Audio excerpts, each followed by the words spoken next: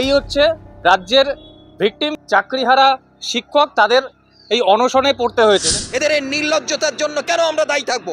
বোঝা যাচ্ছে যারা টাকা দিয়ে এসছে তাদের চাকরি কিন্তু সুরক্ষিত। এখন আরো বেশি করে মানুষ টাকা জমানোর চেষ্টা করবে, জানে যে সরকারকে যদি টাকা দিয়ে একবার আমি ঢুকতে পারি তাহলে এই চাকরি থেকে এই প্যানেল গেলেও আমি অন্য কোনো জায়গাতে স্থান পেয়ে যাব। দিনের পর দিন রাস্তায় পড়ে রয়েছি, প্রশাসনের ঊর্ধ্বতন কর্তৃপক্ষ তাদের দায় পড়ে না যে হচ্ছে সরকারের কাছে আমাদের বার্তাটা নিয়ে গিয়ে পৌঁছে দেওয়ার। আমাদের বিরুদ্ধে কোনো রকম দুর্নীতির কোনো অভিযোগ প্রমাণিত না হওয়া সত্ত্বেও আমরা আজকে ভিকটিম হলাম বা আমরা আজকে রাস্তায় এসে দাঁড়ালাম। যোগ্যতার সহিত আমরা চাকরি পেয়েছিলাম, কিন্তু সরকারের দুর্নীতির কারণে আজ কিন্তু আমরা চাকরি হারিয়েছি।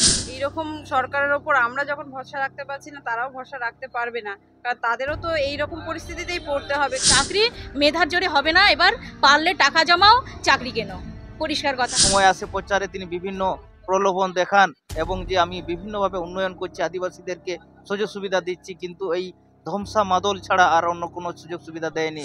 ভবিষ্যৎ প্রজন্ম পরীক্ষা দেওয়ার আগে অবশ্যই একবার তারা চিন্তা করে দেখবে যে আমরা তো এই পরীক্ষার মাধ্যমে পাশ করছি, বা আমি যদি পাশ করি বা যদি আমরা পরীক্ষার মাধ্যমে নিযুক্ত হই, তো ভবিষ্যতে আমাদের সেই চাকরিটা সুরক্ষিত থাকবে। তো যুব সমাজ কখনোই এর উপরে ভরসা রাখবে না। সুতরাং ও মাধ্যমিক পাস দরকার নেই, মায়ের পেট থেকে জন্মানোর পরেই ওরা হচ্ছে কাজ করার জন্য বাইরে চলে যাবে, কারণ পেট চালাতে হবে, লেখাপড়া শিখে লাভ নেই। যে অযোগ্যরা এখন রাজ্য চালাচ্ছে, সেই অযোগ্য এখন সংবিধানের সঠিকভাবে রায়দান করতে পারে না। এই অযোগ্যদের হাতে পড়েই মানে কি বলবো, যারা সৎভাবে থেকে যারা ঠিকঠাক পড়াশোনা করে মেধার ভিত্তিতে চাকরি পেয়েছে, আজকে আমাদের রাস্তায় বসতে হয়েছে। আমরা এত অবহেলিত হয়ে যাচ্ছি, শিক্ষার আলো থেকে জঙ্গলমহলের দিকে গেলে বিদ্যালয়গুলোতে শিক্ষক নেই, ছাত্রছাত্রী একটা শিক্ষকের নিয়ে পড়াশোনা করছে, অর্থাৎ যেখানে 200-300 জন স্টুডেন্ট, সেখানে মাত্র একটা দুটা শিক্ষক নিয়ে পড়াশোনা চলছে। কি নৈতিকতা নিয়ে বড় হওয়ার সেই জায়গাটা পুরো ধ্বংস হয়ে যাবে। এখন অন্যায় করো, না হলে অন্যায় সহ যে কোনো একটা। পরবর্তী ক্ষেত্রে আমরা তীব্র থেকে তীব্রতর আন্দোলন গড়ে তুলব এবং তাতে যদি আমাদের জীবন যাবে এবং তার জন্য যদি অন্য কিছু করতে হয় আমরা তাতেও রাজি আছি। এই হচ্ছে রাজ্যের ভিকটিম, যারা যোগ্য চাকরিহারা শিক্ষক, তাদের এই অনশনে পড়তে হয়েছে। দেখুন, নিথর দেহের মতো। আর যারা অপরাধী তারা বুক ফুলিয়ে ঘুরে বেড়াচ্ছে কেন? তাদেরকে সময় মতো শাস্তি দেওয়া হয় না। সাহসটা কোথা থেকে পায়?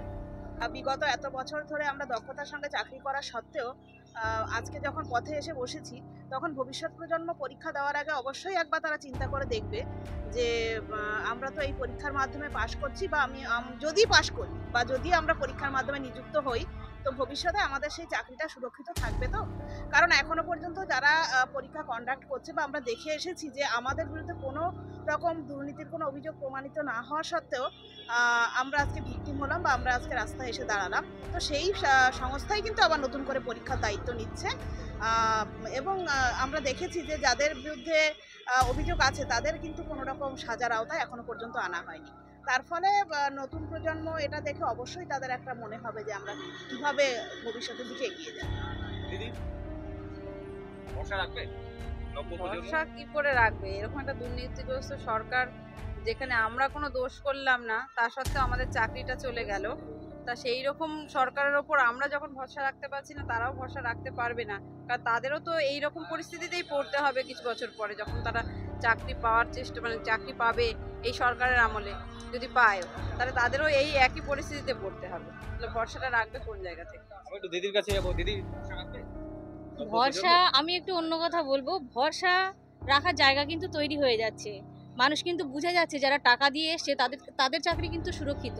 তাই পরবর্তী যে যাদের কথা বলছে নতুন প্রজন্ম আসছে, তারা জানে যারা অন্যায় করেছে তাদের যখন শাস্তি হয়নি, তাদের উপরেই যখন আবার সেই একই ক্ষমতা দেওয়া হচ্ছে আবার নিয়োগ করার, অর্থাৎ তাদেরকে আবার দুর্নীতি করার সুযোগ করে দেওয়া হচ্ছে। সুতরাং এখন আরও বেশি করে মানুষ টাকা জমানোর চেষ্টা করবে, জানে যে সরকারকে যদি টাকা দিয়ে একবার আমি ঢুকতে পারি তাহলে এই চাকরি থেকে এই প্যানেল গেলেও আমি অন্য কোনো জায়গাতে স্থান পেয়ে যাব। তাই জন্যে আরও বেশি করে দুর্নীতির পরিমাণটা আরও বেড়ে যাবে। এটা ট্রেন্ড হয়ে যাবে যে চাকরি মেধার জোরে হবে না, এবার পারলে টাকা জমাও, চাকরি কেন, পরিষ্কার কথা। এই দিকে এগিয়ে যাচ্ছে। এবং তার মধ্যে কি হবে, আমাদের শিক্ষা ব্যবস্থা, সমস্ত যে দপ্তর, সেখানে এই মানে যারা আনটেন্টেড বা যারা কি বলবো অযোগ্য তাতে ভরে যাবে, এবং আমাদেরকে শিক্ষিত হয়েও কিছু করার নেই, তাদেরকেই স্যার স্যার বলে কথা বলতে হবে।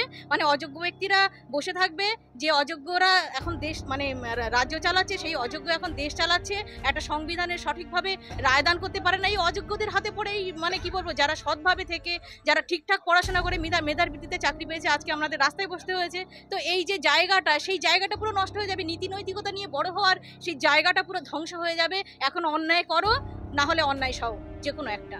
আদিবাসী শিক্ষক সংগঠনের তরফেও আজ অনশনে বসেছে। আপনাকে জিজ্ঞাসা করব, আপনি কথা বলতে পারবেন তো? হ্যাঁ হ্যাঁ হ্যাঁ কি কারণে অনশনের পথ বেছে নিলেন? অনশন বলতে আমরা যোগ্য শিক্ষক 2016 SLST যোগ্য শিক্ষক, আমরা যোগ্যতার সহিত আমরা চাকরি পেয়েছিলাম, কিন্তু সরকারের দুর্নীতির কারণে আজ কিন্তু আমরা চাকরি হারিয়েছি। এবং এই চাকরির দায়ে সরকার সমস্ত দায়। আর এমনিতে আমরা আদিবাসী জঙ্গলমহলের ছেলে, অর্থাৎ ঝাড়গ্রামে বাড়ি আমার, একজন খুব দরিদ্র পরিবার থেকে উঠে আসা একজন আমি শিক্ষক। বাড়িতে কিছুই ছিল না, শুধু একমাত্র বাবা মায়ের জেদ এবং আমার চেষ্টার মাধ্যমে না খেয়ে পড়াশোনা করে আজকে এই জায়গায় চাকরি পেয়েছিলাম। একটা স্বচ্ছভাবে পশ্চিমবঙ্গ স্বাধীনভাবে জীবনযাপন করব বলে, এবং স্বাধীনভাবে আমার বিশ্বাস ভরসা ছিল যে পশ্চিমবঙ্গ একটা সুন্দর রাজ্য, এবং সেই হিসাবে সুন্দরভাবে আমি পড়াশোনা করে চাকরি পেয়েছিলাম কষ্ট করে। কিন্তু আজকে সরকারের দায়ে আজকে আমরা কিন্তু মরতে বসেছি। আমারও অনশনের মূল উদ্দেশ্য, এবং আমারও অনশন করা মানে জীবনকে বাজি রেখে, আমাদের হয়তো কোনো সময় আমাদের জীবনও চলে যেতে পারে, এই জন্য আমরা অনশন করছি। কারণ আমরা যাতে তাদের নেই দাবি আমরা পাই, কিন্তু আজ পর্যন্ত কোনো সদুত্তর সরকার থেকে আসেনি। এবং উনি চাইছেন আপনারাও জানেন, বিভিন্ন যারা দেখছেন আপনারা অনেক সময় জেনে থাকবেন, জঙ্গলমহলে যখন এই সরকারের লোকরা এবং সরকাররা যখন যায়, অনেক সময় বলে থাকেন আমরা আদিবাসীর জন্য অনেক কিছু উন্নয়ন করেছি এবং উন্নয়ন করছি। কিন্তু আজকে দেখলে বুঝতে পারবেন আমরা যেভাবে আমরা অবহেলিত, অত্যাচারিত এবং শোষিত হচ্ছি, যে আদিবাসী শিক্ষক, অর্থাৎ আমরা যোগ্য থাকার সত্ত্বেও আজকে বঞ্চিত। আজকে মরণপরণে আমরা লড়াই চালাচ্ছি, তবুও কিন্তু আজ পর্যন্ত যে আদিবাসীর যে বিভিন্ন সুযোগ সুবিধা থেকে বঞ্চিত হচ্ছে, কিন্তু আজও তিনি কর্ণপাত করেননি, চোখেও দেখে যাননি যে কেমন অবস্থা ওনারা আছেন। কিন্তু যখন ভোটের সময় আসে প্রচারে তিনি বিভিন্ন প্রলোভন দেখান, এবং যে আমি বিভিন্নভাবে উন্নয়ন করছি, আদিবাসীদেরকে সুযোগ সুবিধা দিচ্ছি, কিন্তু এই ধ্বংসা মাদল ছাড়া আর অন্য কোনো সুযোগ সুবিধা দেয়নি। আমাদের শিক্ষার আলো থেকে বঞ্চিত করার একটা বিরাট প্রয়াস চালাচ্ছেন। সেই হিসাবে আমরা বলবো, আমাদের যে দাবিগুলো আমরা রিপ্যানেলের মাধ্যমে যাতে আমরা চাকরি পুনরায় ফিরে পাই, সে আশা রেখে আজকে আমরা এই আন্দোলনে নেমেছি। আমারও অনশন, আজকে এই কথা বলার শক্তিটুকুও নেই। আজকে আমাদের অনশন 4-5 দিন হয়ে গেল, আমরা এইভাবে অনশন করছি আমরা যাতে জিততে পারি এবং আমরা যাতে সঠিক সাফল্য লাভ করতে পারি, সেই জন্য আমরা এই আমরণ অনশন। সরকারের পক্ষ থেকে বা শিক্ষা দপ্তরের তরফ থেকে কোনো ডাক্তার পাঠানো হয়েছে? হ্যাঁ, ডাক্তার আসছেন, ভলেন্টারি ডাক্তাররা আসছেন, বারবার আমাদের চেক আপ করে যাচ্ছেন। আমাদের কালকে উনি চেক আপ করে বলে দিয়ে গিয়েছিলেন কালকে এডমিশন নেওয়ার কথা ছিল, যে আপনারা এডমিশন হয়ে যান, আপনাদের শরীর অবনতি হতে যাচ্ছে। কিন্তু আমরা বারবার বলেছি, আমরা যতক্ষণ আমাদের শরীরে শ্বাস প্রাণ চলবে ততক্ষণ আমরা অনশন মঞ্চ থেকে উঠবো না।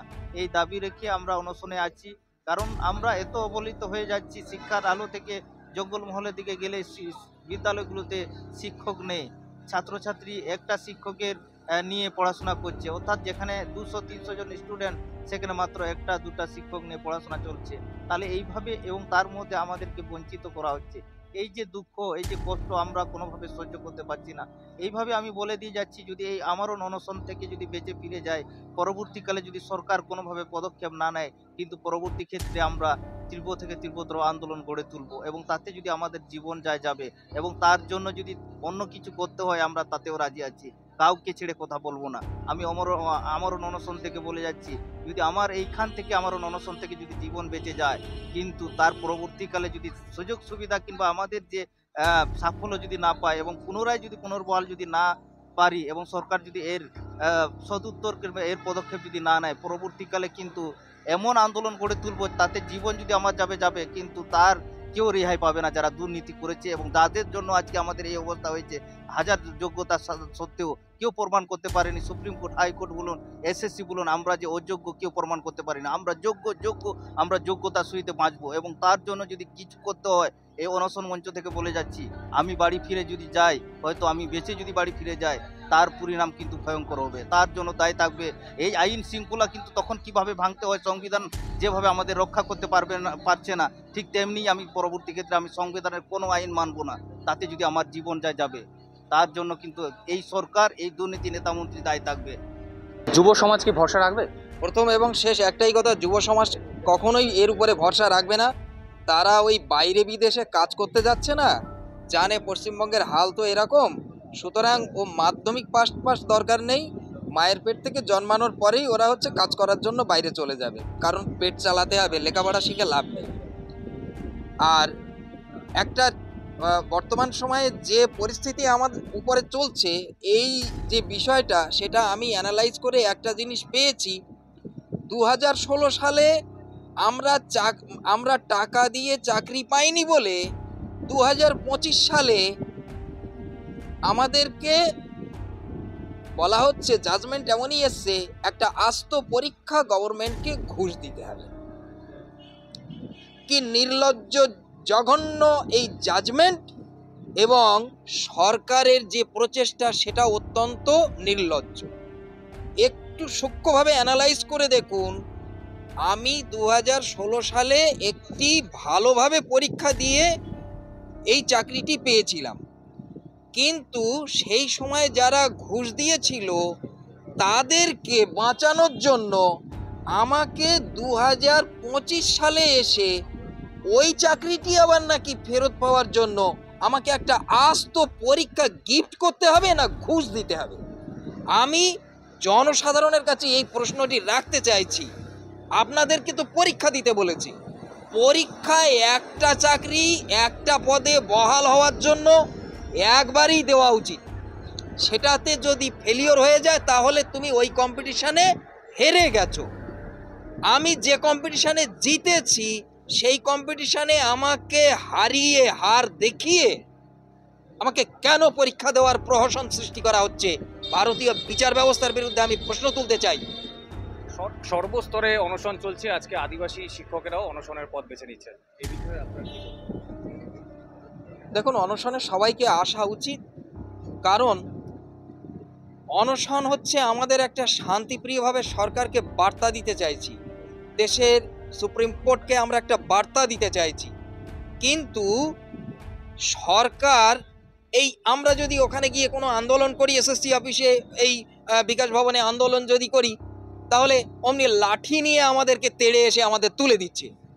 আচ্ছা, আমরা এই দিনের পর দিন রাস্তায় পড়ে রয়েছি, প্রশাসনের ঊর্ধ্বতন কর্তৃপক্ষ তাদের দায় পড়ে না যে হচ্ছে সরকারের কাছে আমাদের বার্তাটা নিয়ে গিয়ে পৌঁছে দেওয়ার? কেন এটা কি ঠান্ডা আন্দোলন বলে মনে হচ্ছে, তাই গায়ে লাগছে না আপনাদের? এই আন্দোলনকারীরা কতদিন ধরে হচ্ছে ক্ষুধার যন্ত্রণা সহ্য করবে? তাদের দায় পড়ে না সেখানে গিয়ে এই আন্দোলনকে পৌঁছে দেওয়ার? তারা কি বন্দোবস্ত করছে সেই সংবাদ আমাদের কাছে এনে দেওয়ার, এটা তাদের দায় পড়ে নাকি? কেন তারা নিশ্চুপ? আজকে আদিবাসী কেন, আজকে আমাদের অন্যান্য বন্ধু বান্ধব আজকে এতজন অনশনকারী অনশন করেছে, সরকারের ভ্রুক্ষেপ হচ্ছে না কেন?